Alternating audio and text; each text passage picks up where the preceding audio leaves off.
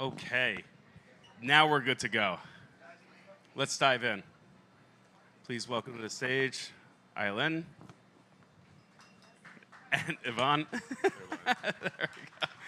See, now I'm just nervous and gun shy with all of the names.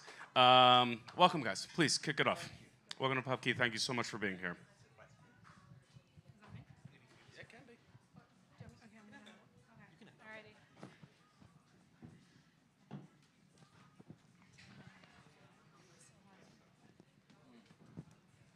Okay, hello everyone.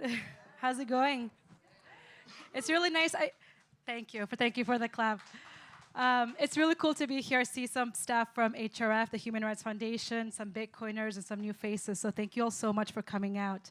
My name is Ayelen Osorio, and I work for the Human Rights Foundation, or HRF, and I lead their content and research team within the Financial Freedom Program.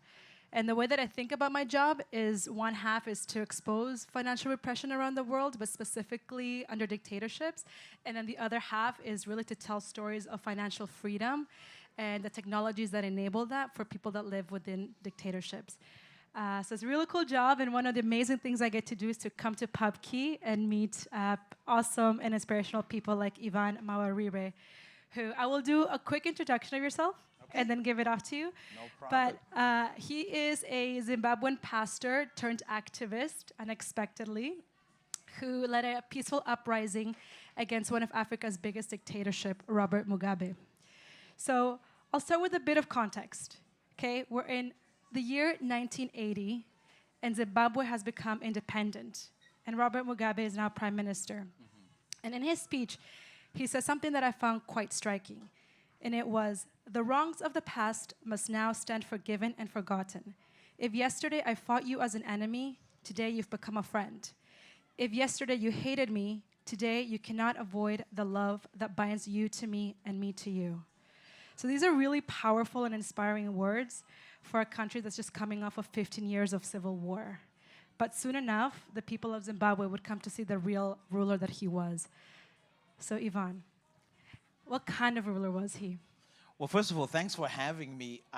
If you told me back in 2016 when we started the movement and we kind of built this thing by accident that I would end up in a pub in New York talking about Bitcoin, I would have asked you what drug you were actually on, at the time. But it's amazing the threads of or the similar threads of kind of freedom and fighting for dignity that you come across when you start a journey like that. So the part of the speech you read of Robert Mugabe is there's a bit of like a dissonance with the man I experienced in Zimbabwe, and this revolutionary figure who begins in 1980. And the journey between the person who gave that speech and the person who threatened me and my family publicly in 2016 and 2017 is a remarkable journey that shows you how easy it is to slip from being a free society into being an oppressive one, right? And so, with Robert Mugabe, we start off this inspirational journey in 1918. I think that's what everyone sees, and people always ask us the question, what went wrong? Like, when did Mugabe go bad? At what point did he become a dictator from being this kind of amazing revolutionary? And the answer I always give is that it's not that he went bad at some point between 1980 and 2016 in my case, or 2017 when he eventually died. But it's just that he was bad from the start, right? And sometimes there are nuances that people on the outside don't see. Everybody saw the larger story of the revolution, but didn't see the brutality that he was meting out from the word go from 1980. And that continued and intensified up until 2017. And some of those moments, I'll just paint a few pictures for you to kind of get an idea of who Robert Mugabe was and what it is we were dealing with. And by the way, just as a little addendum, I'm a Pentecostal pastor, so I could talk for hours. And when you combine that and being an African, good night. You guys, I don't know, we could be here until the early hours of the morning. But you're free to leave. I'll still talk by myself. It's fine. But real quick, in the early 1980s, Robert Mugabe was afraid of one of the tribes in the south of the country. And though they had fought the war of liberation together, when the time for independence came, Robert Mugabe suspected that they could, become, more, or should I say, that they could elect one of their own to become leader of Zimbabwe. And that's someone who was equally as prominent as he was and had contributed the same to the liberation struggle. And so they released into the south of the country a North Korean trained wing of the army, and they killed over 20,000 people between 1982, I think, to about 1985. I could, there's a little bit of give and take on either side of those years. But that's a genocide that the world didn't know about, that Robert Mugabe was perpetrating. But I'll fast forward you a couple of years from that. In the late 80s, Robert Mugabe then declares Zimbabwe to be a one-party state, which meant you could not oppose him. You were not allowed to participate in opposition politics, in Zimbabwe. He gave himself and his party the right to rule Zimbabwe. And then let me fast forward you to the 90s, where Robert Mugabe begins to unleash a reign of terror to silence people, to silence people who were kind of criticizing him, especially those who were the trade unions, because that became one of the only avenues through which you could criticize Robert Mugabe, was through the trade unions. The workers' groups were able to say, look, things are getting tough, the economy is going bad, there must be something wrong with your governance. He didn't like that. I'll fast forward you to 2008, where Robert Mugabe has been in power in 2008 for 30-odd years. And for the first time, he's challenged at the election and loses the election. And he simply decides that even though he has lost, he decides that they will not release the results because, as he said, it's too close to call, so we can't let you have the numbers because we're not sure ourselves. So what we're going to do is we're going to settle this by just saying, I'll share power with the person that apparently came close to beating me in the election.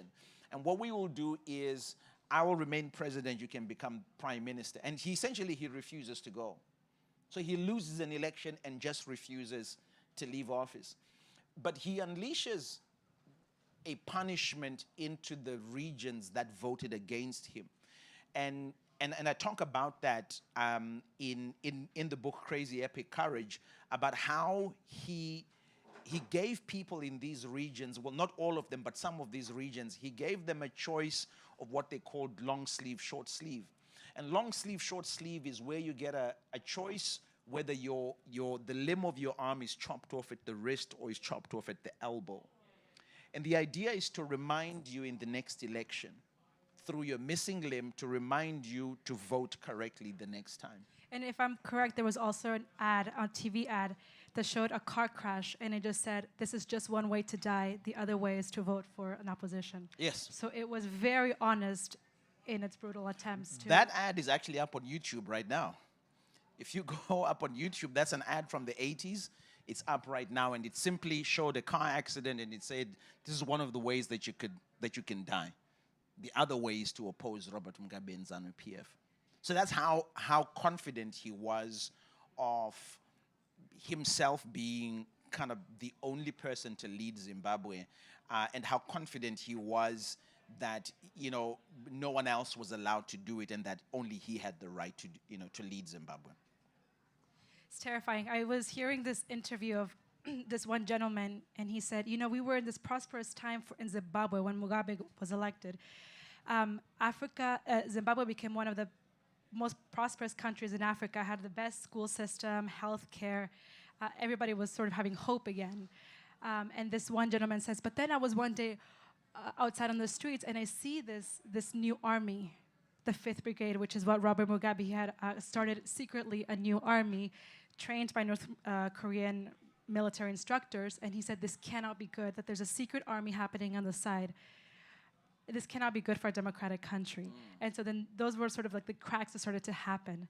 And from then on, like you say, there was crushing of the opposition. He made himself president, merged one state system in the country. So there's a lot of violations happening.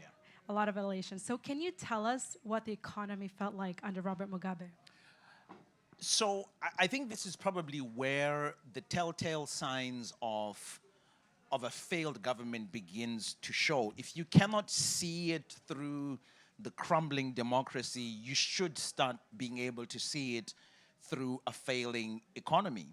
And for Zimbabwe, this is where the trouble begins. In the 90s, our currency begins to lose value really fast.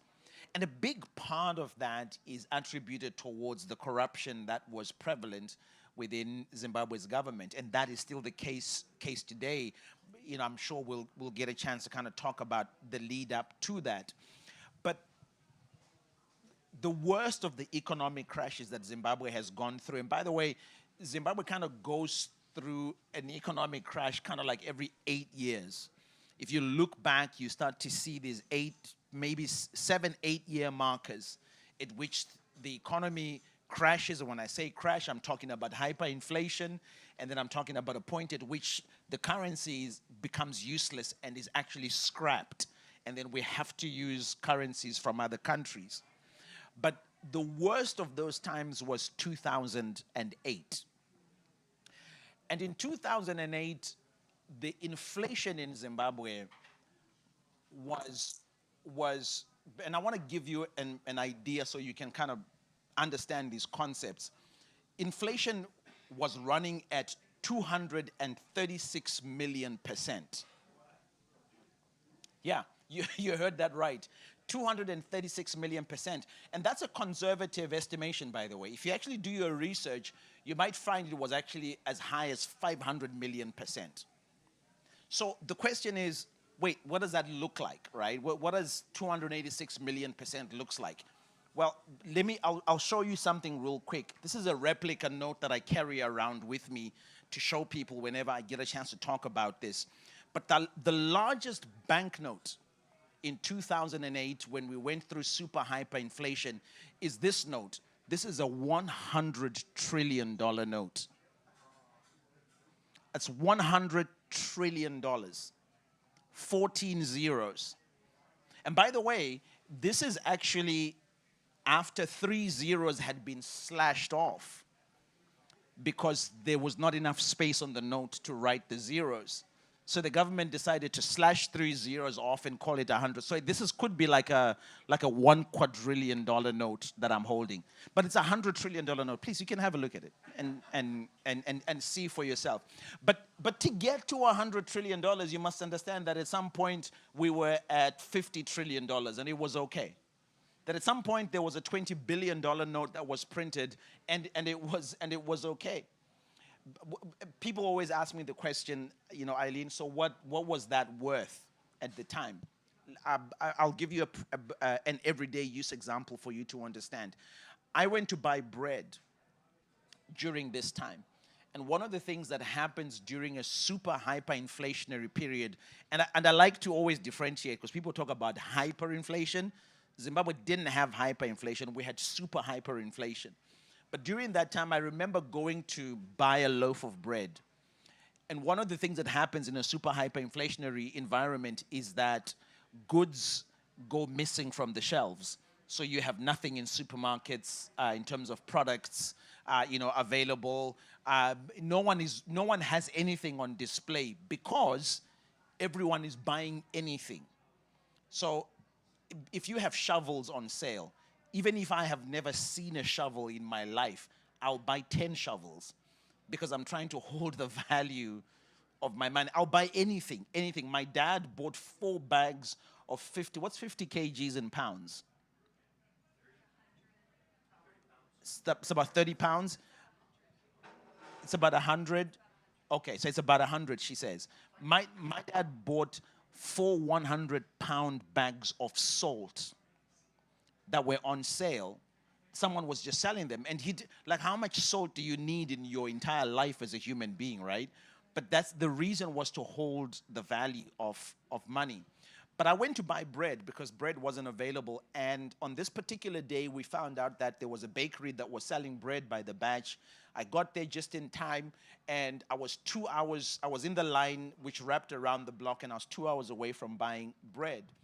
And by the time it was my turn to buy bread, from the time I joined the line to the time I was able to buy my bread, my $100 trillion note, which was enough to buy 2 loaves of bread, which is already a problem, right? 2 loaves of bread for $100 trillion. By the time it was my turn in 2 hours, I could only buy a half a loaf of bread. So the price was going up whilst I was in line. You can, if you Google hyperinflation Zimbabwe, you might come across images of people that were going to buy things with wheelbarrows, with money in wheelbarrows, like these bricks of money stacked up in wheelbarrows, because they got to a point where they were no longer counting the money. They had to weigh the money because it took too long to count. It was just easier to weigh it and come up with an estimation of how much that money was. One final example of how bad this was: many retirees, including my parents, during the time lost everything. There was a time that the government banned any withdrawals from the bank. You were not allowed to go to the bank and withdraw any money from the bank. 2008, and that's because people were going to the bank to take everything out so they could go and exchange it for US dollars so they can save their money, right? And so the government realized that this would be a run on the banks, and so they banned any withdrawals from the bank and put a limit on what you were allowed to take out from the bank. Ask any Zimbabwean, they'll tell you the story of 2008. Many people, including my parents, went from having retirement amounts in their savings in the bank of, say, $80,000, 80,000 US dollars. Within 7 days, my parents went from having 80,000 US dollars to having 25 cents. 25 cents, all of it gone, all of it gone. And by the time that whole period was over in 2009, the government simply said, hey guys, your money, oops. So here's what we're gonna do is we're gonna start again. So everyone's savings, everyone's earnings was zeroed.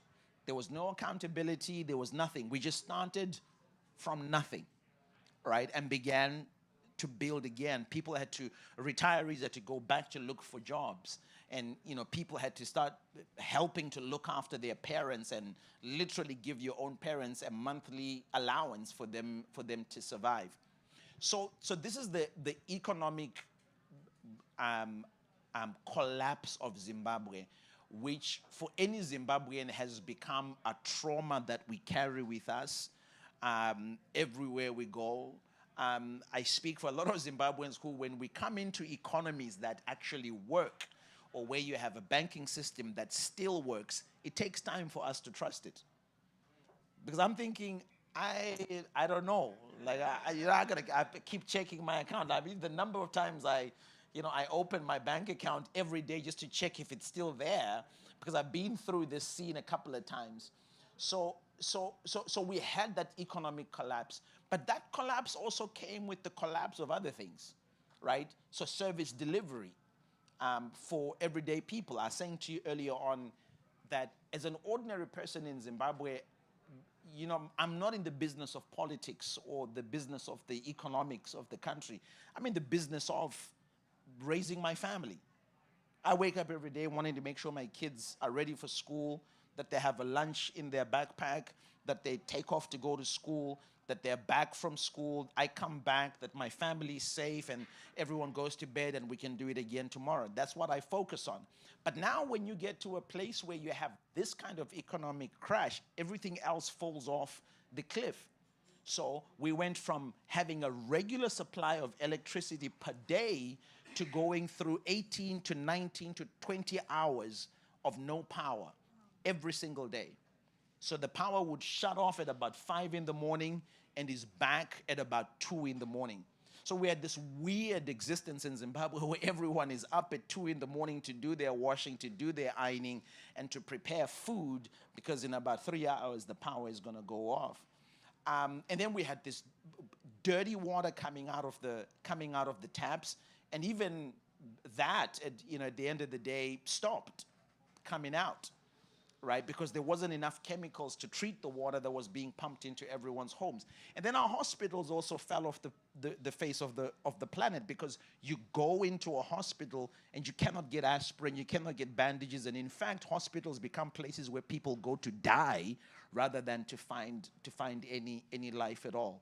So there was a lot that kind of went completely bad along with the economy, in Zimbabwe. And this, unfortunately, was Robert Mugabe's legacy. By the time he died in 2018, Robert Mugabe had been in power for 37 years and he was 93 years old. And that's how insane Zimbabwe had become, that a 93-year-old led our country, could barely walk, and yet he still made decisions for a generation of people that a generation that he would be absent from, seeing them experience the results of his own policies. Can you explain to everyone what caused the hyperinflation? So there's a number of factors that caused the hyperinflation. And I'm gonna, by the way, folks, I'm gonna explain this to you from, I'm just an ordinary dude. I'm not an economist, I'm not an academic, none of the above. I'm just a guy who's trying to make sure that his family's safe, that I'm okay, and that we have access to health and and all of that. And I'm pastoring a church, by the way. But what caused hyperinflation in Zimbabwe is a combination of factors. First of all, there's just the basic mismanagement of spending more than you make as a government and as a country. Then there is corruption. Corruption that is now so deep in Zimbabwe, it's difficult to actually live a day without experiencing corruption at some point, whether it's the police on the roads that demand bribes from ordinary drivers, or it is customs officials at the borders who demand bribes not to charge you certain tariffs, or even at the hospital or at the passport office, where if you're applying for a passport or a birth certificate, you're gonna have to pay the official a little something on the side so they can process, your papers. But we experienced this level of corruption that really began in government. These are people that were either in positions of power or connected to those that are in power. And we saw this level of corruption where they would award themselves kind of, contracts, government contracts, to supply certain things and charge 3-4 times the amount, and basically enrich themselves. And part of what we were talking about earlier on, before we started this, I said to you that the main challenge for Zimbabwe is that people have gotten into political office so that they can enrich themselves economically. That's just the bottom line. Zimbabwe finds itself where it is today and where it has been in the last 20, 30 years because people have gotten into office with the primary objective to enrich themselves, and to do so within a very short space of time. Yes, Femi. Yep. So what you just described is a lot of Africa. Mm-hmm. But we've not had super hyperinflation in a lot of Africa. What triggered super hyperinflation in Zimbabwe? Because I'm from Nigeria, government is very corrupt. Services don't work. We're spending above our means, but we still don't have super hyperinflation. What triggered super hyperinflation in Zimbabwe? Well, one of the things that the government began to do was to print money unchecked. So in terms of what either the government needed or the number of people that were making a demand to be paid by the government just went ahead and unleashed the printing press unchecked. And so there was this oversupply of money into the economy, and none of it was backed by anything. So, for example, back in the 90s, our government got involved in a conflict in the DRC. And we helped to prop up the government of Laurent Kabila at the time before he died. And that whole operation was funded not by any resources that we had, but by the printing press. And so that became the go-to for the government. Once they discovered that they could just print the money, they kept on doing that for years. And of course, at a certain point, that becomes completely unsustainable. At a certain point, that begins to become a reality for the people, that the money that we have, the oversupply of money that we have, is not worth anything. So that was really the big factor that kind of tipped it over. And I mean, as you saw with that $100 trillion note, wherever that is, you know, that was the situation. Yeah, I mean, when you look at it, you have the regime printing a lot of money for various things. One, to enrich itself. Two, there was a lot of racial issues happening between white, minority, and black people. And so what Mugabe did was also take away the farmland from the white minority to give it to the political elite. And so now the political elite had this farmland that they didn't care about. They weren't farmers, they didn't care to farm it, and instead they turned it into like a country club, you know, for themselves, or just let the farmland be stagnant. But Zimbabwe needed that farmland for food. And so then you had food shortages, there was no output in agriculture, so you needed to print money to feed the people. And there was a war nearby, so the regime was printing about $1 million per day. So I think total it was about $1 billion just to fund a war somewhere else, while all the people back at home are dying. In fact, and thank you for bringing up the situation with the farms and with the land, because one of Robert Mugabe's principles, or at least policies, which was not really his. I think it was an original agreement from 1980 when Zimbabwe became free. Part of the agreement was that land would be returned to Zimbabweans. But Robert Mugabe did not act on that for the first maybe 10, 12 years of being in power. But at a time where he became politically vulnerable, he then brought that up and said, well, the reason Zimbabwe is failing is because we haven't been given the land yet. So then they went about it by not only just taking the land, but violently really beginning to kill people to take that land. And what that meant was that the confidence in Zimbabwe as a bankable nation just plummeted, because now there were no property rights. If anybody wanted to invest anything in Zimbabwe, you're looking at a situation where people that owned companies or businesses or land had just that land dispossessed without any due process. Many of them were killed on that land. And so investing in Zimbabwe became a big risk for real investors or direct foreign, investment. So number one, DFI froze. We didn't have enough money coming into Zimbabwe to stimulate our businesses and to be a reward for people who were working. But then the other side of that is, which is what you mentioned, is that the farms then lay idle. The farms that had been seized were given to people that didn't know how to farm the land, that didn't have the expertise or the capacity to farm the land. So Zimbabwe went from, and you might see this phrase if you Google Zimbabwe's economic or land issue, you'll see this phrase where Zimbabwe goes, where they say Zimbabwe went from being the breadbasket of Africa, which is true, because we supplied the region with our surplus grain. We supplied Europe with our export quality beef. We supplied Amsterdam with our flowers, and the Baplurum flowers that were grown in Zimbabwe. We were proud of that. But we went from being the breadbasket of Africa to being the basket case of Africa, where we now needed food aid, where we needed food to come into Zimbabwe. So that's part of the effect of what happened there with the farms and the taking of of the farmland.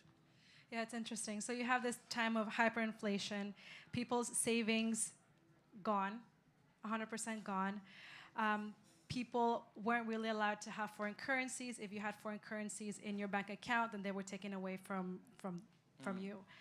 So really hard to do business, really hard to survive. So with that context in mind, can you take us to April 19, 2016, when you were sitting at your church office, and I know what you know that what I'm thinking about, but can you tell the audience what was going through your mind that day? Well, thanks, Ayelen. I think this is where once people kind of have heard the story of Zimbabwe and they hear me tell it, they're like, okay, so how did you end up in the middle of it?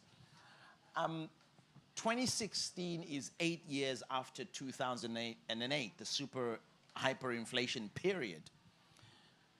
And Zimbabwe is starting to once again go through another economic downturn. We are still using US dollars at that time, right? Because that note, that $100 trillion note has ceased to be legal tender. In fact, the government had scrapped it completely. So we're using US dollars, but we're now at a time in 2016 where you cannot find US dollars on the streets because we don't print them, right? Whereas before, they could just print. But now, because we had switched to US dollars and that currency had ceased to operate, we're using US dollars. You can't find them anymore. They're in short supply. And so the government begins to talk about introducing yet another currency.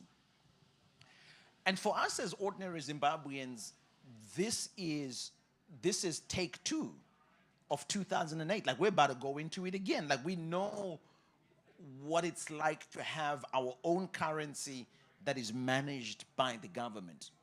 We've had a lived experience of this inflation. And so 2016, I'm sitting in my small church office, and people always ask me, well, how come you didn't do anything in 2008? I'll tell you why real quick. And I hope that you can understand where I'm coming from as an ordinary person. In 2008, I'm just a single guy. Don't have kids with me, and so I can make a plan pretty easily. But 2016, I have a family. And for the first time, I'm beginning to see how bad this situation is, because I have a 5-year-old, I have a 3-year-old, and my wife is pregnant with our third one. And so providing for this family has become tough, to the point that on this particular day when it all begins for me, I'm failing to put food on the table. I failed to make the kind of income that I would normally make because the economy is just not working.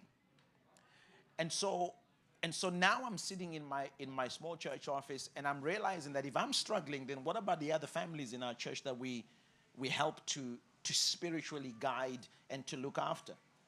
But more than that, what about the orphanage down the road that our church looks after? Our church gives into that orphanage. If we can't provide for ourselves, what about those guys? What happens? And so I propped my phone up against my Bible in my small church office in a moment of real frustration. And I wasn't looking to do anything or be anything except to at least have the chance to say publicly, this is not on and I've had enough. And I think you have to understand that when you live in a place where you don't have the freedom, like in other places, being able to say, I'm fed up and I've had enough is something that everybody wants to say, but you have to hold it in, or you have to say it in hushed tones. So I propped my phone up against my Bible in my church office, and for 4 minutes I just let loose. It wasn't scripted, it wasn't planned. I just spoke and I said, look, if you and I are proud of being Zimbabwean, or if we have any pride left, then this is the time for us to speak up. Then this is the time for us to say to the president and the government, enough is enough. You guys have to fix the country. Like, it's not on that you rob us every 8 years. It's not right. And in the video, I also say to Zimbabweans that we have no right to complain if we do not want to participate in finding a solution for this country. Because it's easy to complain about something, but we have to cross the line of complaining and say, okay, this is what I'm prepared to do. And it sounds a bit harsh, but that's the true reality of a situation like that. That until you're prepared to do something about it, then maybe you're not going to find a solution. So I record this little video, and I'm kind of sitting there. I remember re-watching it, and I thought to myself, you are not sending this out at all. But I get home that night, and I didn't show my wife, because if I showed her, she would kick me out the house. And she goes to bed, and then I posted it on Facebook. And that video blew up, right? Back in 2016, I mean, I used to get amazing views on my discipleship videos. I used to get 35 views in 6 months, right? So that was crazy. Like, I mean, I could if the views went from 35 to 36, I knew, I was like, that's 36. That's 36. And the views on this video within about 6 hours, I posted it about midnight, and about 6 a.m., actually a little bit later, about 8 a.m., I get a call from a young man who goes to our church, and he says, Pastor, have you seen the video that you put up last night? And I said, well, yeah, I mean, I saw it. I put it up. He goes, no. I mean, now have you seen it? And I went back. I was actually on the school run dropping my kids off, and I see this video, and it had like 250,000 views on it. What was your first thought? Is this being recorded? Yes. My first thought was, oh, shit. Like, I hope you guys can take that out, because I know people are going to give me a hard time for it, but that's the honest truth. But when at that point, I was like, what have I done? Right? This is going to be trouble. And here's the interesting little backstory about that video. Once it went out, a friend of mine who was a communication specialist called me up. In fact, I called him up and I said, dude, what do I do? This video is out there. This is a mess. And he's like, no, don't worry. All we do is let's put together a campaign to clean it up and record another video that just explains what you were trying to say and that it's not that. And I'm like, okay, cool. So we do a second video that goes out. And in the video, I'm explaining that I was not saying that the government, is to blame, or that they should, in any way, shape, or form, be removed. Because the comments in that first video were saying, this guy is a revolutionary, let's get behind him, let's remove the government. And I'm like, no. This is not what I'm talking about. So in this video, I'm explaining this, but then I go back into saying, look, I'm not backing away, though, from the fact that our government needs to be held accountable, that this country needs to be fixed, that we have problems every single day, that people are dying in our hospitals, and people can't afford to send their children to school, and people can't afford to put food on the table.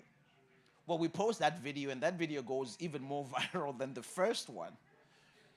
And so this friend of mine says to me, don't worry about it, Pastor. This is real simple. We can fix this. Let's record a third video that addresses the problems in the first and the second video. And as you can guess, that third video goes viral more than the first and the second video. At this point, I can see the pattern. I'm like, we're not getting out. Like, this thing is not going away. But that's when I make the decision to lean into this response of people who are starting to say, this is how I feel about Zimbabwe, but I haven't found the words. Or people who are starting to say, we have to figure out a way as citizens to do something about this. So I lean into that, and that leads us on a journey where the citizens movement is born completely by accident, but we end up mobilizing literally millions of people over a space of 4 months to be able to protest the government. One of those protests, which I'll tell you now, we earlier on I was telling you about a campaign we did to debate the governor of the Reserve Bank of Zimbabwe, and that came about by accident, right? The way it came about was the government decided they were going to introduce this new currency. And the Reserve Bank governor came out and he said, I promise you that this new currency will not have an exchange rate that is bigger than 1-to-1 with the US dollar. The problem with that as citizens is we knew he was lying. We knew he was lying because there was nothing in place. There was no legal or economic framework in place to support that position that he had come up with. He just expected us to accept it. And then he said, I'll debate anyone on this. I'll debate anybody on this. So we're sitting in my office. The movement is about, we started in April, May, June. It's about 2.5 months old. And this friend of mine who's sitting in the office, he's come to give me afternoons only to support the movement. People were calling it I didn't even call it a movement. He's like, hey, let's support the movement, right? And he goes, hey, why don't we challenge the governor to a debate? And I'm like, great, because he's never going to accept. And when he doesn't accept, we're going to put together a whole social media campaign that says to the people, these people don't care. They never listen to us. They do their own thing and so forth. So we write him the letter and we say, Mr. Governor, you challenged people to a debate. We want to debate you and so forth and so forth and so forth. And we send the letter and we wait for them to not reply so that we can go ahead with our social media campaign, elaborate campaign. 3 days later, he phones back and he accepts to do the debate. I know, right? Oh, no. And my friend and I are sitting there, we're thinking, dude, what the heck, bro? He was not supposed to accept this. So we're sitting there with the debate, and eventually what we do, to cut a long story short, is we reach out to ordinary people and we say, guys, we have this opportunity to debate the governor, but we're not doing it ourselves. We're looking for anyone at all who's willing to come to this debate and debate the governor on his introduction of the bond notes, which is the new note that they were wanting to introduce. And of course, people begin to write back to us on social media like, Ivan, you're reckless, you're gonna get us arrested. We knew this was a scam. And part of it was because the governor said, I'll debate you on one condition, that you come and you debate me in the auditorium of the Reserve Bank, which is in the basement of the Reserve Bank. Such a great place to go and have a debate, right? With the governor of the Reserve Bank. But I remember making a video and I said to people, look, at some point you and I have to figure out what we want to do. What opportunities will we take and what will we not take? So there's no safety that I can guarantee, except to say that we will film this live, and if anything happens, it'll be streamed live. At least someone will know. And about 300 people showed up for this debate. This place was packed.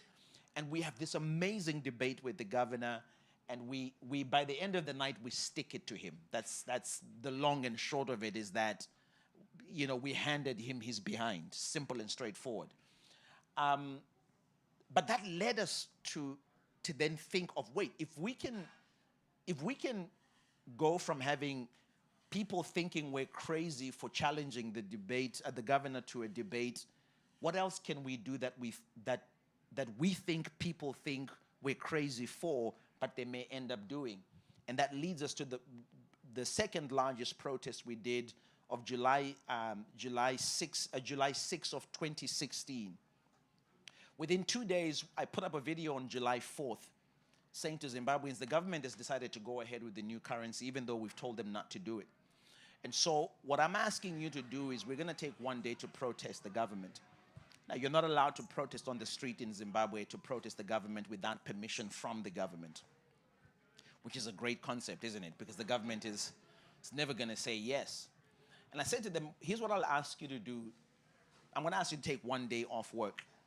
1 day in the middle of the week, to not go to work, to not take your kids to school, to not go to the supermarket, to not get on the street, to, don't go to the bank, go nowhere, stay home.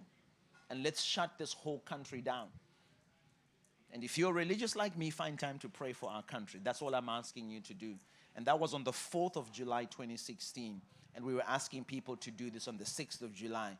And when the 6th of July came, I kid you not, I was shocked like everyone else. You were at a safe house. I was in a safe house, hiding, because we knew that what we had started was something the government wouldn't be happy about.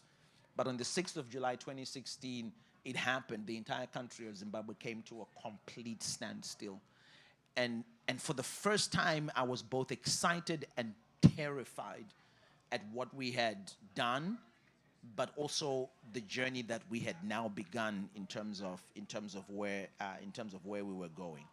So that's part of the journey of what we were trying to do to stop them, from introducing this currency, but the larger mission was to try and bring them to a realization that everyone had had enough of the years and years of mismanagement in Zimbabwe. I'm stopped there for now. Like I said, I'm a Pentecostal pastor. Can keep going. No, that's, amazing. It also speaks to the resilience and the strength of the Zimbabwean people to find the courage to do that. At the beginning, the government didn't really come after you, which was probably terrifying, because you would expect the government to come after you for having, quote unquote, spoken out, but they didn't. And then eventually, from my understanding, you get a suspicious phone call. Yeah, eventually what happens is that I get a couple of phone calls from people I don't know, who don't reveal who they are, but they just threaten me from the other end. But I'm still living in a safe house at this point. And then about a week after that shutdown had happened, I was eventually arrested. In fact, I handed myself into the police because Robert Mugabe's party thugs had gone to my house and threatened to rape my wife. So she calls me whilst I'm in hiding and says, look, this is what's happening. These people are outside. They're threatening to come in if you don't come out. So immediately I make the decision to hand myself over to the police. I'm immediately arrested. And then I am charged with attempting to overthrow the government, which was so far from what we were trying to do. In fact, they started off with the charge of inciting public violence, and then it just gradually escalated whilst I was being held with them to attempting to overthrow the government.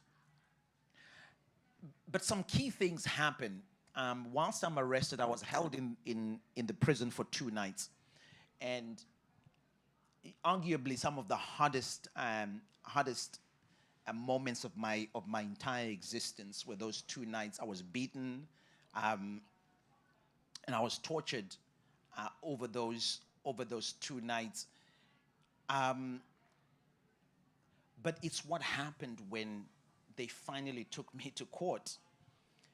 And when we were on our way to court, the police officer who was driving us there, we didn't leave actually the police station, and he said, look, there's about 100 people that have gathered at the courts, and they are demanding that the government releases you, otherwise they're not leaving the courts. They're going to spend the whole night there with their flags. And by the way, we had started using the Zimbabwe flag as our symbol of resistance. There's a whole story behind all of that. You can grab a copy of the book if you want to find out a little bit more about that. And he said to me, it's about 100 people. These people say they're your people. They're here to support you. And I'm like, well, first of all, there's a problem. I lead a church of about 40 people on a good day, right? And people come to church in cycles of 2 weeks. So really, it's 20 people, right? And of those 20 people, 5 of them are from my house. It's my wife, my 2 kids, my cousin, and the unborn child. Because when you're leading a small church, you're desperate to show people you've got a lot of people in your church, so you count the pregnancies as well. So I'm like, there's only like 20 people in my church. I don't know who those people are. If there's 100, they're definitely not mine. I don't know who they are. But he comes back again to my cell before we take off another hour. He says, hey, that 100 people is kind of like 500 people now. And he says, we're sending the riot unit to go and clear them. And, when they send the riot unit in Zimbabwe, they don't send them, like with little flowers to say, hey, thanks for coming. You guys need to clear away. Please go. No, they beat you. They just come out there and they just beat the living daylights out of you. But he comes back an hour later and says, hey, man, those 500, there's about 2,000 people there now. And this number keeps growing. 7 hours later, we haven't left the cells. And there's now about 10,000 people gathered at the courts. And it's 7 p.m. These people are refusing to leave. And that for me becomes the victory. That for me becomes becomes the exciting thing, even though the 2 nights had been rough. But that moment was a moment of breakthrough, because I saw 10,000 people who had been scared before, 10,000 people that everybody said would never stand up, everybody said would never fight for themselves, everybody said they had no chance. I saw those people show up and stand up for me. And that was an incredible, incredible moment. And do you know that those people refusing to leave, all night they refused to leave, the government actually let me go, because people were beginning to gather at the courts in different parts of the country where they were beginning to demand. So they felt like, okay, this is becoming a security situation. So they let me go that night with the plan to rearrest me the next morning. But we get the information that they're going to rearrest me through, of all people, a police officer who's actually a chaplain in the police force, who calls one of my friends and says, hey, I am a pastor in the police. I understand what this guy is trying to do. My information to you is he's getting picked up in the morning. And so that very night, in the early hours of the morning, my wife packs me a backpack, puts some clothes, and she gives me my passport, and she says, you gotta get out of here. So I'm driven about 6 hours across the country to a border, and I'm able to escape. Dramatic escape. If you want to know the story of the dramatic escape, buy me lunch, I'll tell you the story. I get a lot of free lunches, by the way, just saying that. But it's a dramatic escape. I'm able to escape into Botswana, and then we're able to get my family out immediately as well through another route, and we rendezvous in South Africa. And then we land up here in the US. And we're here in the US for about 6 months. In fact, my daughter is born 2 months after we arrive, if not a month actually after we arrive. And the moment she is born, that month she's born, that for me, that feeling of the work in Zimbabwe is not done became very strong. So, you know, I asked my wife whether she can let me go back to Zimbabwe. They can stay and let me go back to continue the work. To which, by the way, she responded, if you want to die, I can kill you myself if that's what you want.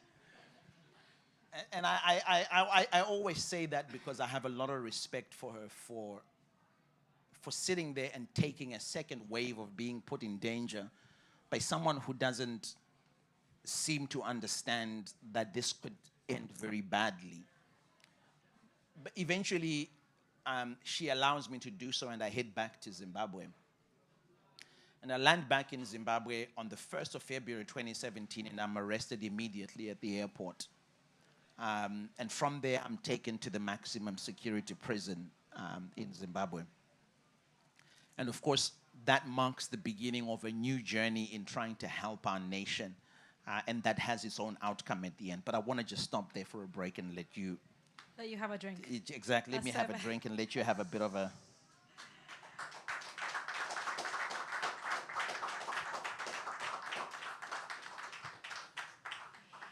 Okay, eventually Mugabe stepped down, but unfortunately and very sadly, it's not like democracy came.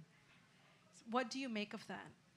Was there any lessons you learned from that experience? It's really sad where Zimbabwe is, but I think it's also the story of many nations where one dictator leaves, and then instead of getting better, it gets worse. And in Zimbabwe's case, and by the way, I must add that we were actually involved in the removal of Robert Mugabe. When I was in maximum security prison, we continued to organize and try to help people understand why it's important for them to act, why it's important to find the courage to do something about the things you care about the most. And eventually, we were part of organizing the many millions of people that went to the street and kicked Robert Mugabe out. I wouldn't trade that moment for anything, because it was amazing for us to have a moment of being truly free in Zimbabwe. But then, of course, you know, it goes south very quickly.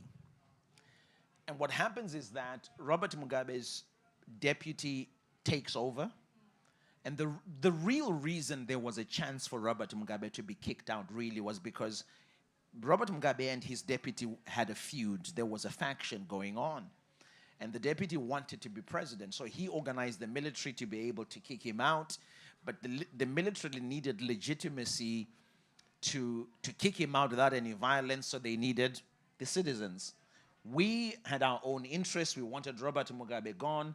And the agreement with the military and those who didn't like Mugabe, who were part of Mugabe's party, was when he goes, we start something anew, build an inclusive government with opposition and ordinary citizens, and let's give Zimbabwe a new start.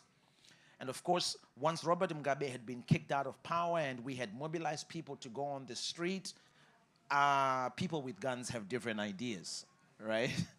So we were like, yo, so how about that inclusive government? And they were like, how about no? How about no, to that?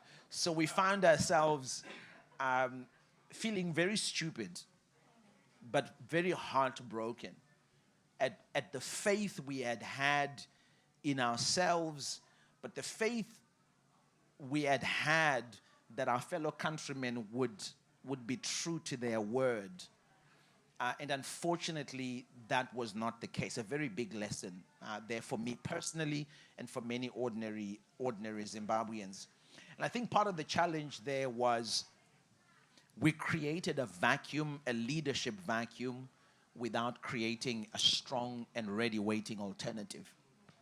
And so that vacuum was very quickly filled by those who had a plan, by those who had a strategy, and that was the military, and those in Mugabe's party who already had an idea of what they wanted to do. And of course, we found ourselves on the outside. We found ourselves at the mercy of this new regime whose only desire was to take over from Robert Mugabe so that they could do what Robert Mugabe was doing for themselves. And so we've seen since 2017, when Robert Mugabe was ousted, we've seen Zimbabwe plummet even further. The heartbreak for any Zimbabwean is finding out that at Zimbabwe's rock bottom, there is a basement. And to go lower than rock bottom was something we hadn't thought about at all. So we find ourselves back in an inflationary environment. The currency that was introduced in 2016 has already been replaced by another currency that has failed already in Zimbabwe and has already had inflation over the last couple of years. And so that's the big challenge that Zimbabwe finds itself in, and the big heartbreak that we came face to face with. And at the same time, they're researching a central bank digital currency, which would give the regime much more visibility into every person's financial activity and give them power to seize all that money more easily than ever before. So it's really interesting how they keep introducing these new currencies, but also a CBDC currency as well. Oh, yeah. So when was the first time that you heard about Bitcoin? And what did you think, given your lived experiences with hyperinflation? Well, I mean, the first time I heard about Bitcoin was I was already here in the US in about 2020 at the time. That's when I came back. That was my second escape from Zimbabwe. It's wild to talk about a second escape because I think a first escape is supposed to be enough, right? But somehow I didn't get it in my thick head. So when I came back from... And by the way, the new regime, once they got into power, I was still stuck in Zimbabwe. They were still holding my passport and holding the title deeds to my parents' house as bail conditions. When the new regime took over and they began the corruption, we began to protest them again. So we actually had a second shutdown in January of 2019, for which I was arrested for, beaten and tortured and sent back to the maximum security prison. I fought that for a year. And finally, at the end of 2019, I was able to get my passport back, get the title deeds to my mom and dad's house back. And there was this small window of opportunity in which I was able to then leave and come back. And by the time I came back, my family whom I'd left here, my daughter whom I'd left when she was 3 months old, when I came back, she was 3 years old.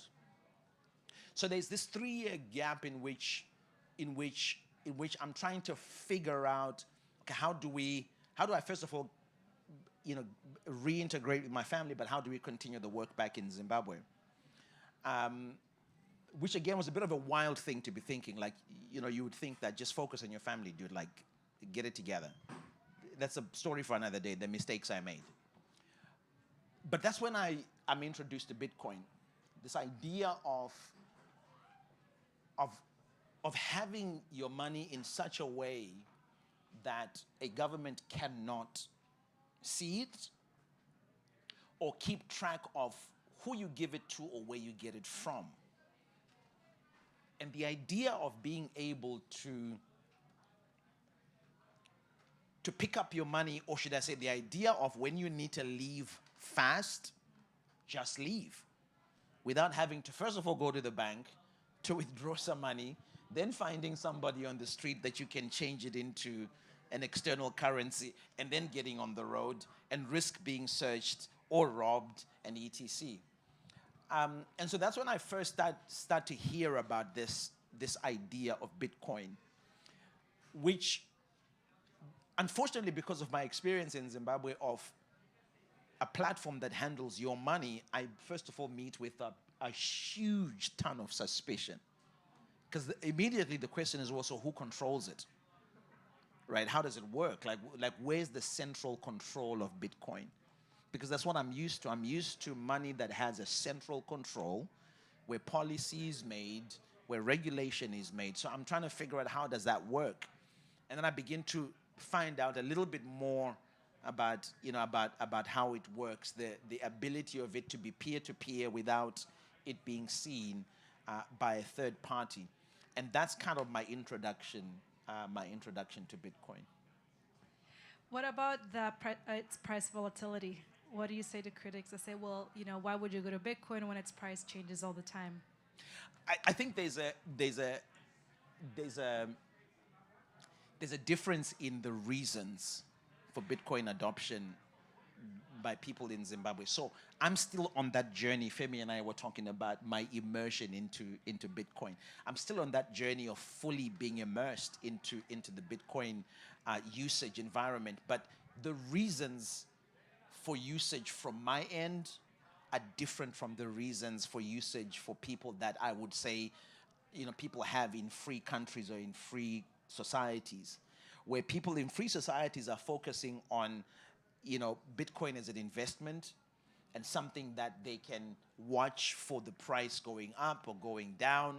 You know, where I come from, it's less about how much. It's less about it being an investment, and it's more about it being something safe to use from your government. I think what ranks higher for us is the security of it, the fact that the government cannot touch it, and that I can transact with it without them knowing about it. So I'm less involved in the conversation about its volatility, and more involved in it as a concept of security and a concept of, you know, being able to be something that I can least depend on should I need to move quickly, or should I need to respond to a situation quickly in the sense of Zimbabwe. Yeah, and that reminds me of a conversation I had with a Venezuelan refugee in the US. And he said, well, yeah, Bitcoin has volatility, but so does the Venezuelan bolivar. But at least Bitcoin's volatility is trending up. And it's true. Yeah. And also for him, it was that same thing of, look, I just want money to be able to move with me. That's all I care. I have full ownership of it. If I need to leave, it moves with me. Mm-hmm. So he went from Venezuela, if I remember correctly, I think then it was Guatemala, then up to Mexico, then crossed the border by foot. And he was like, I couldn't take any currency with me, but luckily I had gone into Bitcoin because of the crisis back home. There you go. And so when you look at how many people live in collapsed economies or dictatorships, right, where they have no way of saving in their own currency or getting US dollars, more and more are going to get into Bitcoin. And so it's going to be a really interesting swap in the next few years to see, you know, who the users of Bitcoin are, how they're using it, and how that differentiates from the Western world. So I think it's, you know, the story of Bitcoin still continues to be shaped. Oh, it does. And I think this is part of my whole kind of battle cry to the Bitcoin community. And again, Femi and I were having a conversation earlier on. He was telling me about a very interesting breakthrough. Part of my battle cry is why you must keep either using it or at least developing these platforms of using Bitcoin is that there are people that will depend on this technology for literally their lives. For their lives. You know, I spoke at the Bitcoin Summit a couple of months ago, and part of what I said in my keynote was, you guys, the rest of the oppressed world depends on developers like you who develop this freedom tech to keep iterating, to keep finding ways. How can it be adopted by more and more people more easily? How can it be used by more and more people in different parts of the world? And though that usage may not benefit you directly or a lot, what value do you place on someone who has been able to keep their entire savings safe? What value do you place on someone who's been able to escape with their family? Like when we escaped in 2016, we left all our money in the banks in Zimbabwe in 2016, and it's all gone. It's all been eroded and taken, and we've never had access to it. It's finished. Bye-bye to that. We had to start completely afresh. But had I at the time been able to move with my money as Bitcoin, it wouldn't have been completely easy, but it would have been a lot better, knowing that I've got a little something that I've moved with and that I've got somewhere to start from. I'm not completely at the mercy, right? So there's that sense of keep developing, keep iterating, keep finding ways of how this can work, because usually if you really want to find the usefulness of something, figure out how it can work for the least of us, for the least among us. If it can work for them, I think you've unlocked something that's amazing. That's amazing. And this is why, Femi, if you raise your hand, I'm going to shill him for a little bit. Global, is it Bitcoin lead at Human Rights Foundation, and a lot of his work is finding people and projects around the world, especially under dictatorships, that are trying to make Bitcoin a better tool for human rights activists, but really everyday citizens. So your battle cry, as you say, is really encouraging to, I think, us, but also the people that we fund. Ivan, it has been amazing to meet you in person. Were we done?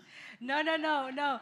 What we're going to do is we're going to do two things. I'm messing We're going with to do you. two things, okay? I want you to tell everyone about the book that you published, and then we're going to open it up to the crowd to ask, you guys can ask your questions to Ivan directly. So the story that I've been attempting to tell you in these last couple of minutes is a story I put down on paper. Now, I'm not an academic, I'm a storyteller. That's how you become a pastor. If you're good at telling stories, you'll be a great pastor anywhere, right?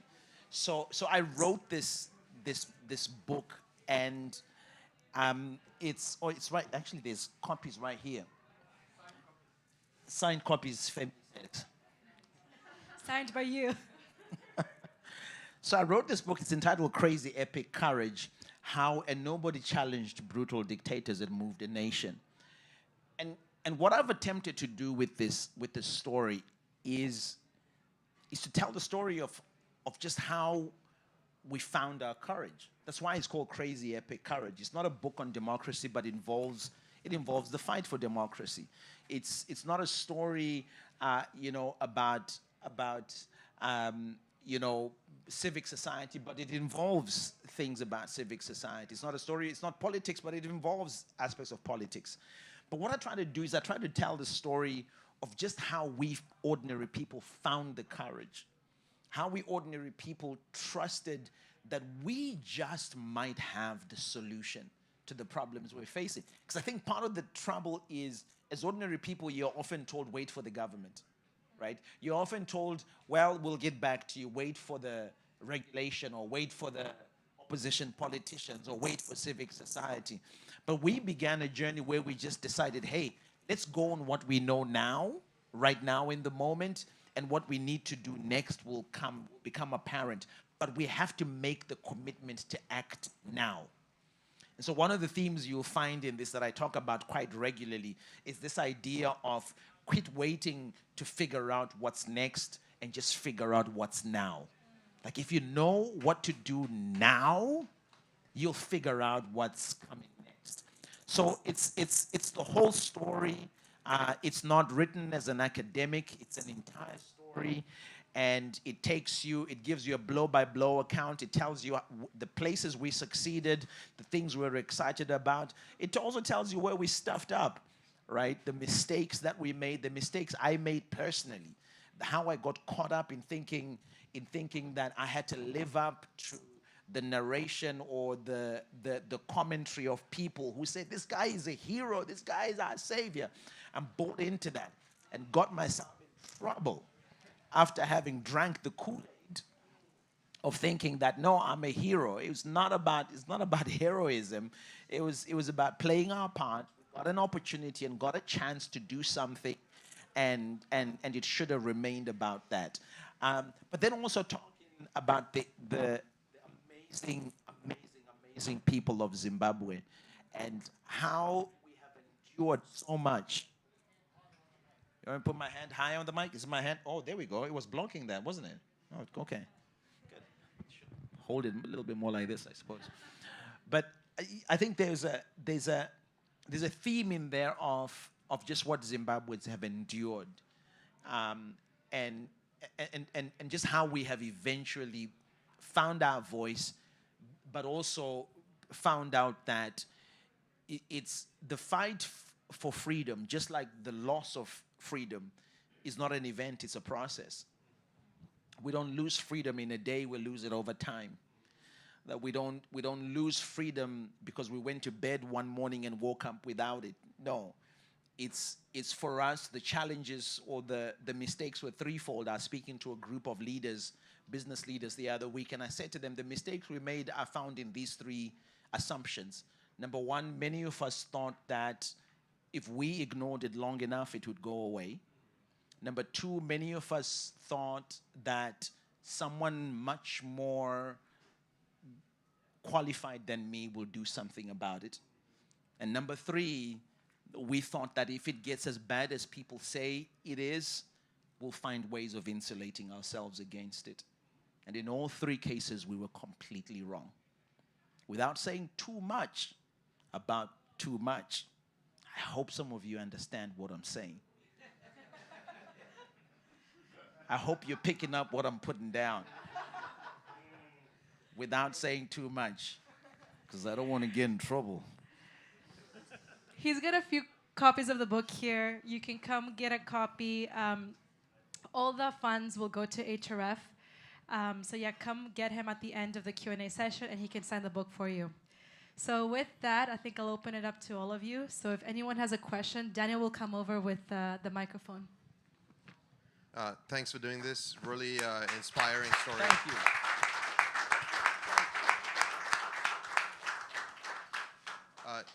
The question I have for you is understanding how citizens in Zimbabwe and maybe other developing economies that you may be aware of acquire Bitcoin given the censorship from the government, the capital controls they may have in place. Do you have sort of exchanges that citizens can just go to and buy it off there? Is it more sort of a black market? Are there intermediary steps you need to go through given the local currency, the conversion to the dollar, etc.? If you could just walk through that in terms of understanding how easy it is for it to be adopted as its popularity grows. So I'm going to answer this as from what I know, as much as I've experienced. Bitcoin adoption has been slow and difficult in Zimbabwe, and some of the reasons around that has been, number one, the government at one point actually banned the use of cryptos in general in Zimbabwe. And a lot of it was because they didn't understand what it was. But also the fact that they couldn't see into it, of course, is a big aspect of them saying this whole thing is banned and not allowed in Zimbabwe. Although even then, lately, I think at one point someone litigated the issue, and it seemed like the High Court might have issued a differing opinion from what the Reserve Bank of Zimbabwe wanted, which was the banning of the use of Bitcoin. So that's number one. Once you have that kind of announcement coming from the Reserve Bank of Zimbabwe, you're going to scare a lot of people. So that's been one. The second has been scams. There's been a lot of scams, and a lot of people have lost a lot of money without knowing, because they didn't know what it was.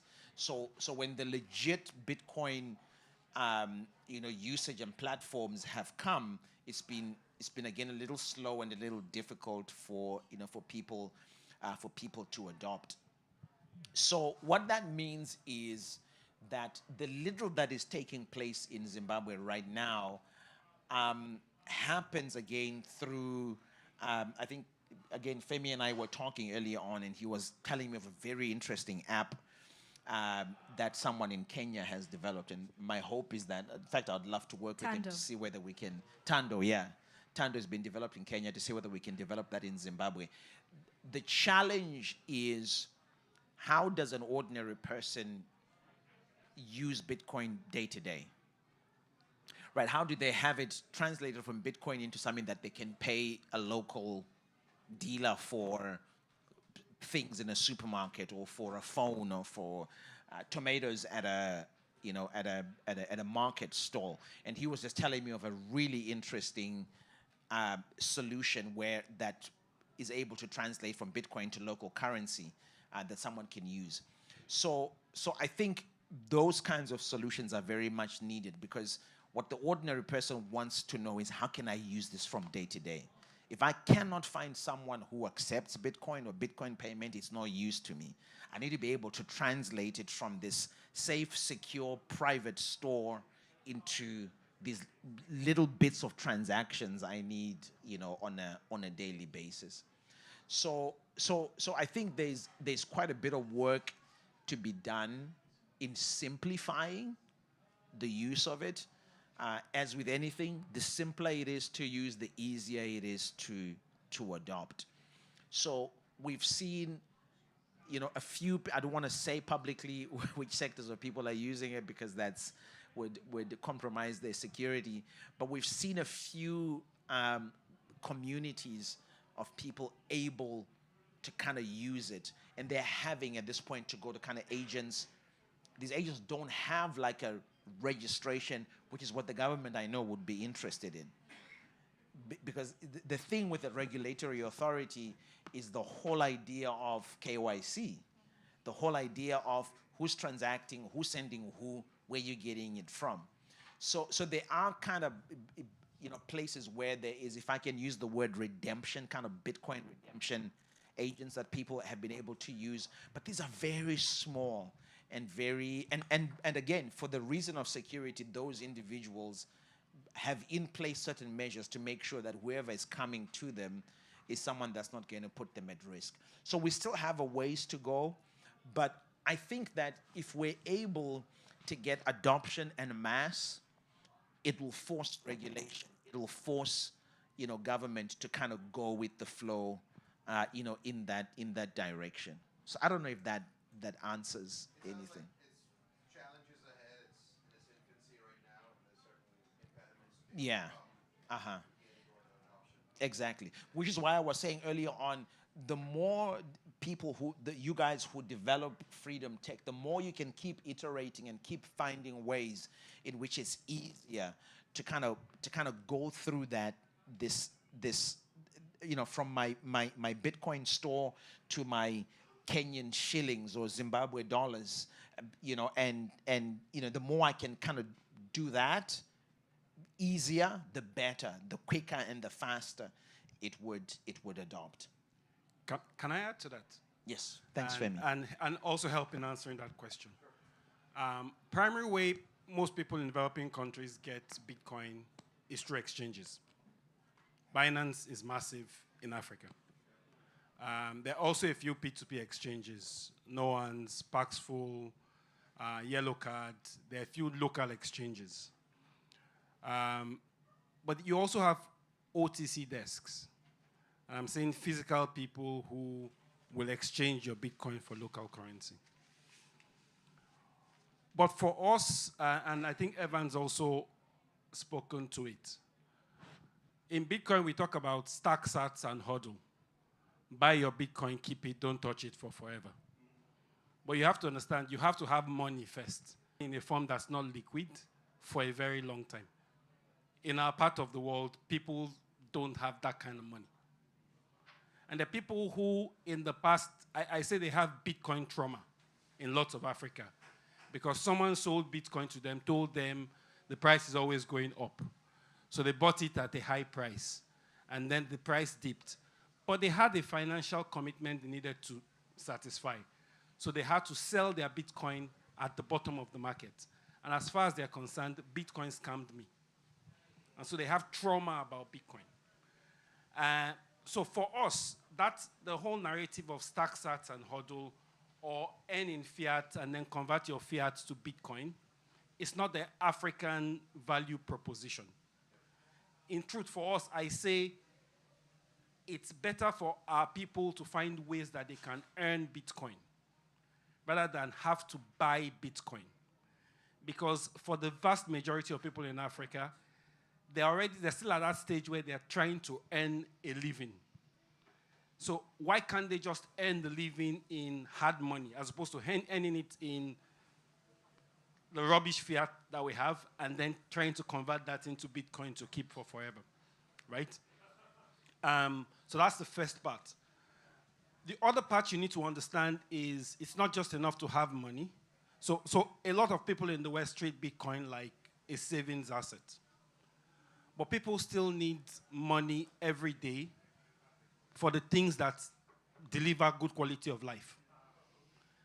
And at the moment, the vast majority of those things are still denominated in fiat.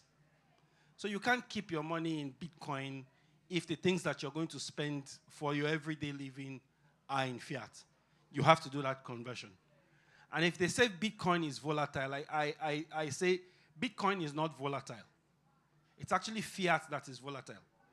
Because the volatility of one Bitcoin is one Bitcoin is one Bitcoin for forever.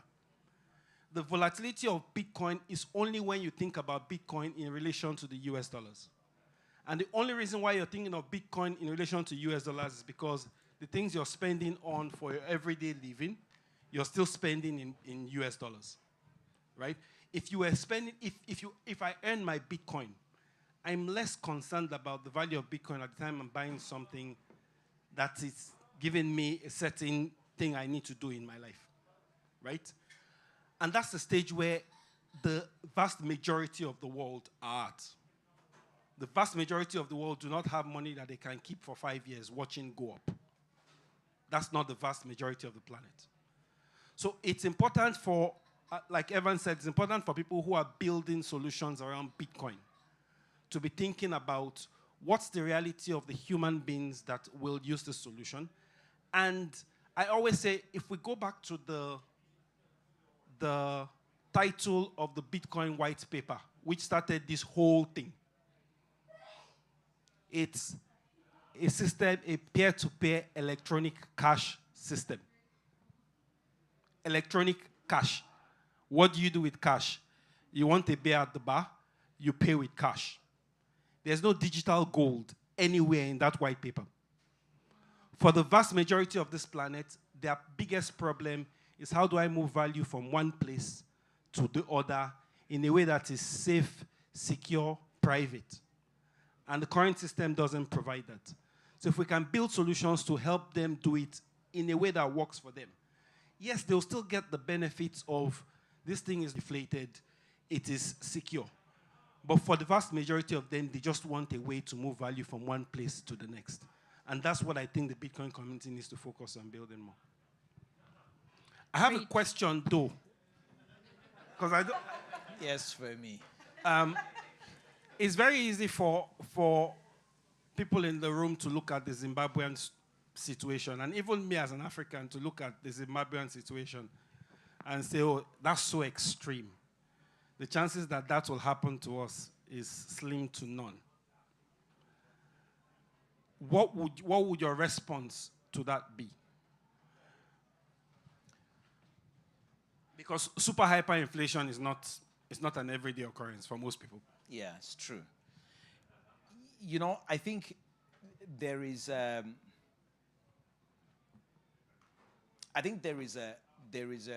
chance to learn from every experience that happens across the world. Though though it may theoretically never happen here.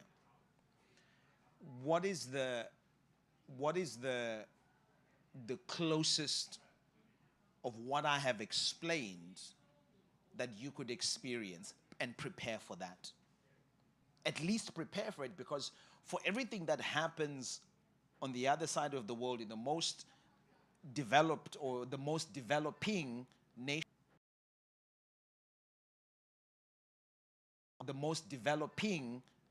around the world, I've always said it's a canary in the coal mine of what could happen, not in totality, but to some stage. Right? And so there are lessons to be learned. Again, people say to me, well, I think some of the things that have happened on the other side of the world have been caused by forces that are absent in our part of the world. But what's the guarantee that you will not have a political climate in this part of the world like we've had in our part of the world? What's the guarantee? What's the guarantee? It's zero. All you need is somebody who pays no attention to your constitution. And people have said to me, well, we have a constitution to defend us. And I said, I've seen countless governments across the world get to a point where they are led to ignoring a constitution.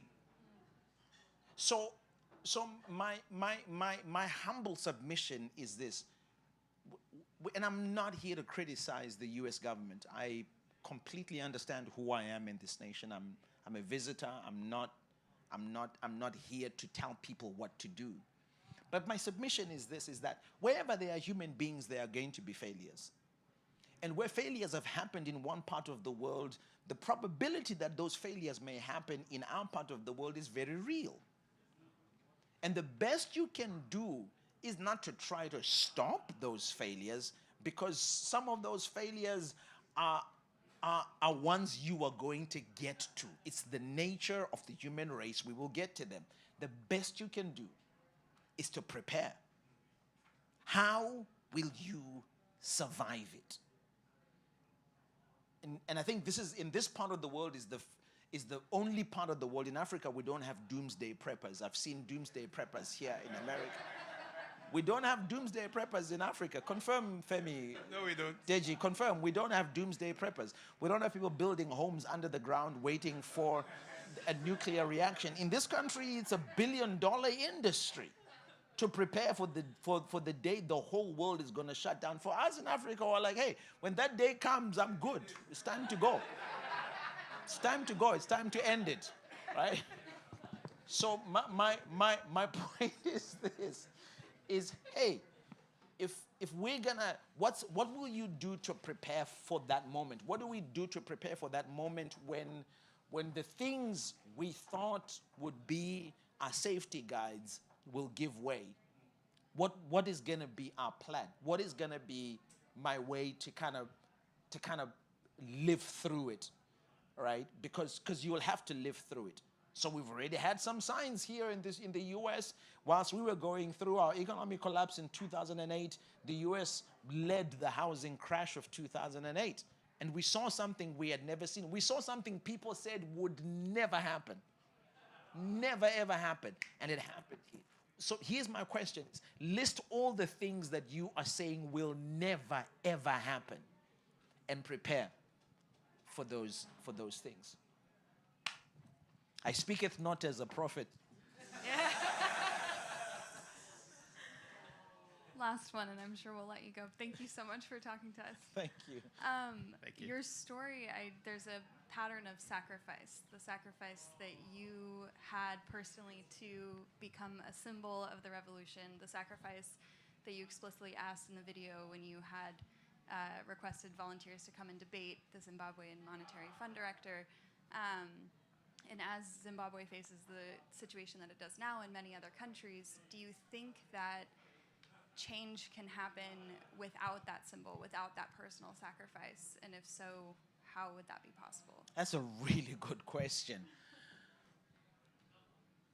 I think the great challenge of seeking change is that most people want it. Most people want change, but they want it at the lowest cost possible. Right? We want the change. If you ask people who wanted change to put their hands up, everybody will put their hands up. But if you presented the cost of that change, a lot of hands would go down. And here's my personal discovery. It's not scientific, but it's something I've discovered in my journey. There's going to be this constant battle between wanting change but wanting to stay comfortable and safe.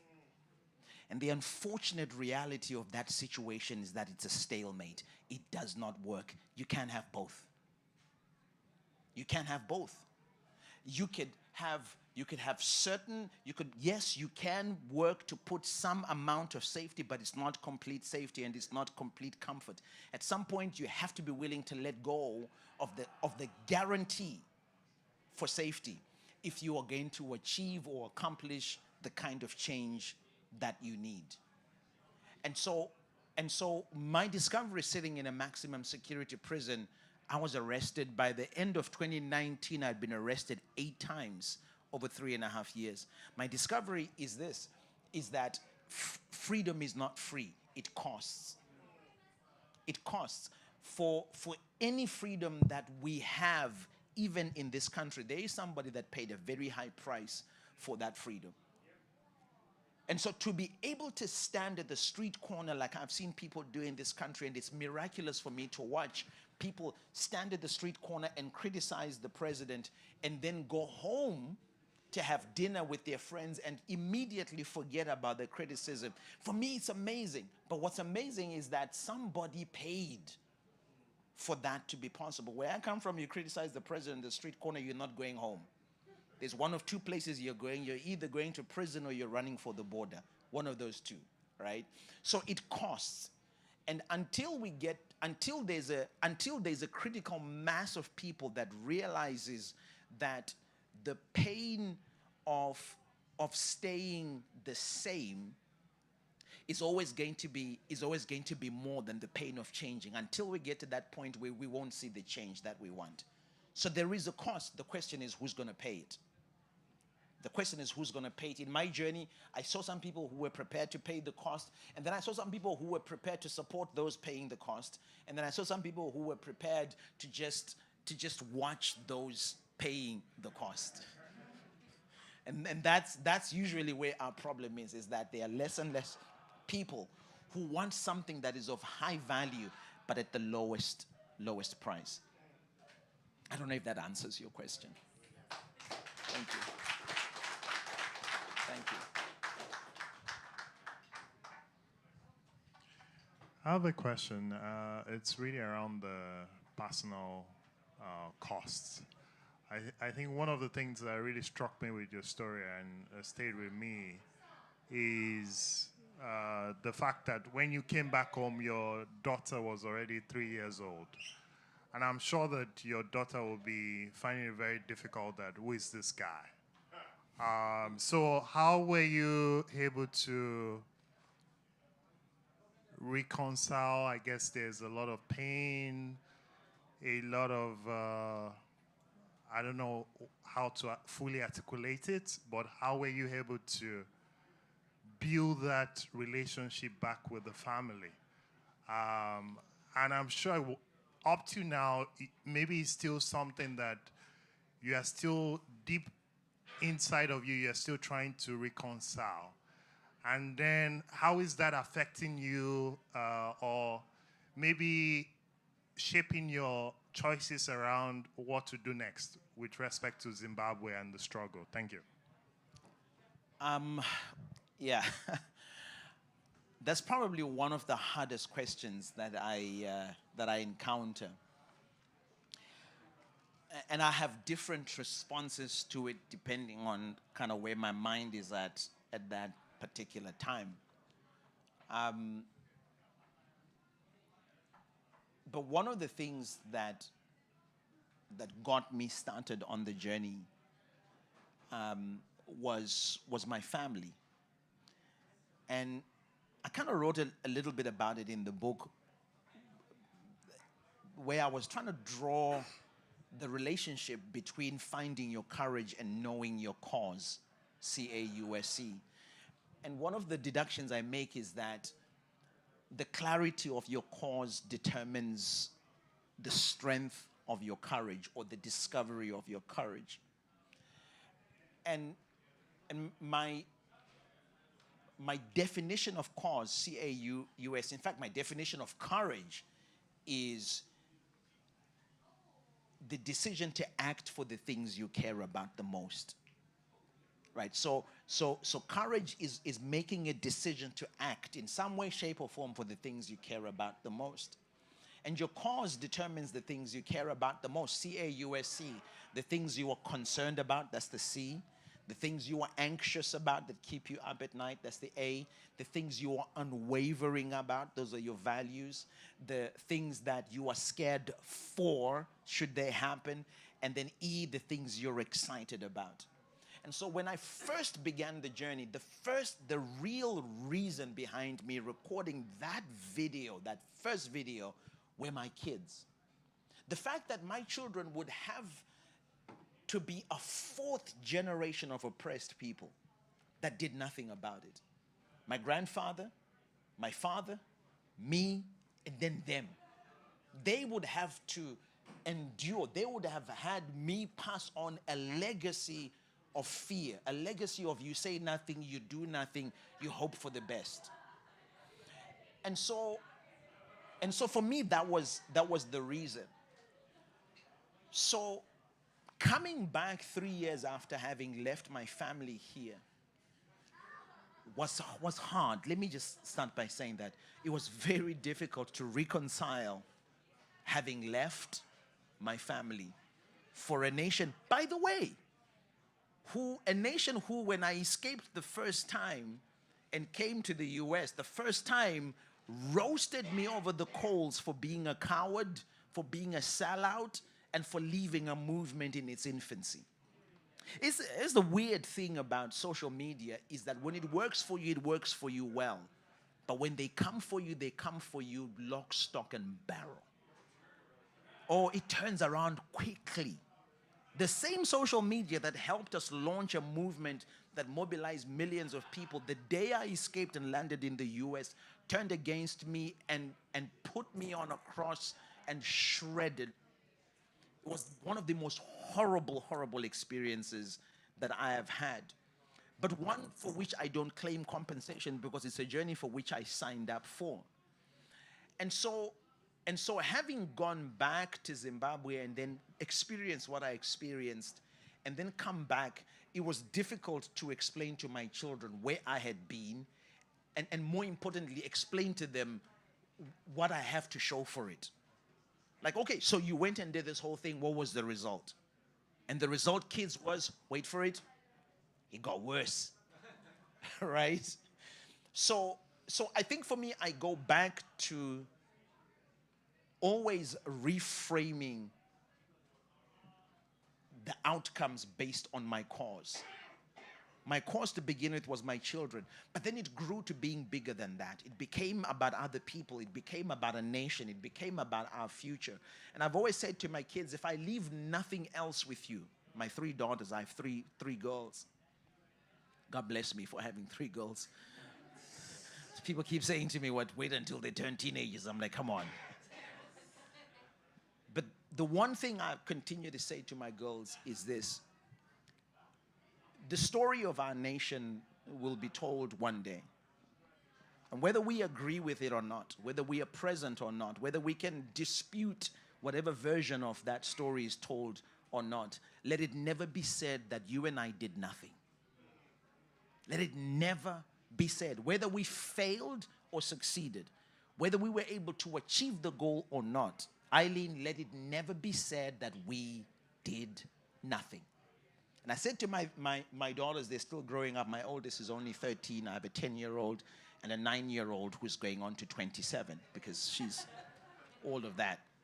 And I said to them, girls, I will never be able to take back the years that I lost with you. But I hope that the lesson that I have brought back for you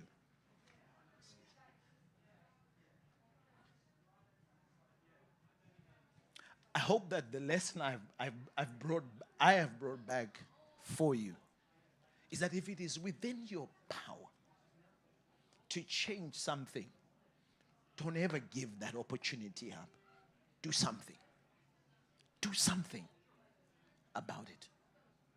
Because you're not only doing it for yourself, you're doing it for other people. The greatest use of life is not a life lived to enrich yourself or to better yourself, but it is in addition to be able to better other people's lives. As far as I'm concerned, there's no better use of life than being able to spend a part of it, or all of it if you would like, to better someone else's life. And these are people you may never get a chance to hear them say thank you, or people who may never have a reason to say thank you. In fact, people who may actually accuse you of having done nothing. Even those people deserved your help. For me, there is no better use of life than that. My dad taught me this. It's my last comment as I close. As I said, as Pentecostal pastors, we have 7 closings.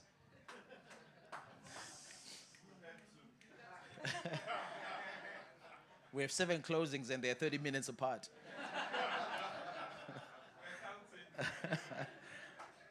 But it is this, my dad taught me this. He said to me, Ivan, he's late now. He said, you will never be able to change the world until you know how to serve people with your life.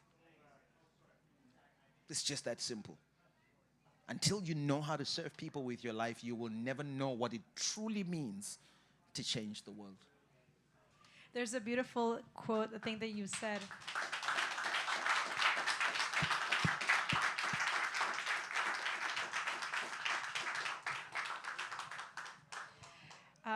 There are journeys you choose, and then there are journeys that choose you. And I think that this life, this journey has chosen you, and what's been really amazing is that you showed up to it, you stepped up to it, and like you said, there was no plan. And that I find that really inspiring. So I think I can speak on behalf of everybody else that we have a better understanding of the world, of ourselves, and what we can do to change it. So thank you a million for being here with us, for opening up your heart and all your lessons. And I'm personally forever grateful that it was me that got to interview you at PubKey. So thank you so, so much. Thank you so much, Ayelen. Thank you. Appreciate it. Thank you. Thank you so much, you guys. Thank you. And let me just thank the guys here at PubKey and your whole community. This has been outstanding for me to look forward to and to actually be present, with you guys here today. Thank you once again. Come get a book. Thank you, guys. Daniel, can you explain how the donations is working? The Yeah, payments? so we have, I think, 21 copies of the book, and we are suggesting the donation to HRF should be $21. You can pay using your card. You can pay using Bitcoin, either on-chain or Lightning. We have a URL on the screen up here where you can go to donate and just show the receipt from your donation when you come up to have your book signed. And we'll take care of you. Thank you so much.